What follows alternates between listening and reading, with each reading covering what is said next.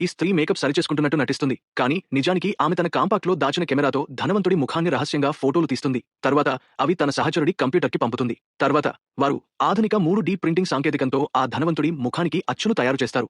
ఇప్పుడు వారికి సాధారణ చర్మరంగు స్ప్రే చేసి కనుబొమ్మలు అతికించి విగ్ పెట్టడమే మిగిలింది. అలా నకిలీ మానవ ముఖం ముసుగు సిద్ధమవుతుంది. కానీ ధనవంతుడు తనతో తీసుకువచ్చిన బంగారాన్ని దొంగిలించడానికి వారు అతని స్వరాన్ని అనుకరించాలి. అందుకు లీడర్ జిమ్మీ వెంటనే ఆ ముసుగు ధరించి చర్య ప్రారంభించేందుకు సిద్ధమవుతాడు. ఇదిలా ఉండగా విందులో వారి మరో సహచరి కావాలని పడిపోయినట్లుగా నటించి ధనవంతుడిపై రెడ్ వైన్ పోసింది. ఆమె అందంగా ఉండటంతో ధనవంతుడు కోపపడకుండా ఒంటరిగా వాష్రూంకి వెళ్లి శుభ్రం చేసుకుంటాడు. బాడీగార్డ్ మాత్రం బయట గస్తీ కాస్తూ ఉంటాడు. ఇది జిమ్మీ ప్లాన్ కి మరింత సులువవుతుంది. అతను వెంటిలేషన్ డెక్ ద్వారా వాష్రూంకి చేరి నిశ్శబ్దంగా ధనవంతుడి వెనుక నిలుస్తాడు.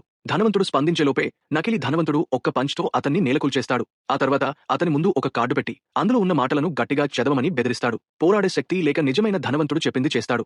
జిమ్మీ ప్లాన్ అతని స్వరాన్ని సహచరుడికి పంపి దాన్ని క్లోన్ చేసి తన ఛాతిపై ఉన్న వాయిస్ మాడ్యులేటర్ కు అనుసంధానం చేయడమే. ఈ గొడవతో బాడీగార్డ్ అలర్ట్ అయి వాష్రూం వైపు నడవడం మొదలు పెడతాడు. సహచరి వెంటనే జిమ్మీకి తప్పించుకోవాలని సూచిస్తుంది. అదృష్టవశాత్తు స్వరాన్ని సేకరించడం పూర్తయింది, కానీ దాన్ని క్లోన్ చేయడానికి ఇంకా కొంచెం సమయం అవసరమవుతుంది. అందుకే జిమ్మీ అక్కడే ఉన్న సహచరుడిని పిలుస్తాడు. ఇద్దరూ కలిసి మూర్ఛపోయిన ధనవంతుడిని ఒక మూలకు తీసుకెళ్తారు.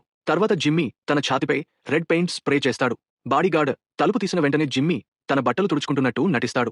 బాడీగార్డ్ ప్రశ్నలకు జవాబివ్వడానికి అతనికి ధైర్యం ఉండదు. గొంతు నొప్పితో మాట్లాడలేనట్టుగా దగ్గుతూ నటిస్తాడు. అయితే ఇది బాడీగార్డ్ను మరింత ఆందోళనకు గురిచేస్తుంది. అతను లోపలికి వచ్చి చూడాలని పట్టుబడతాడు.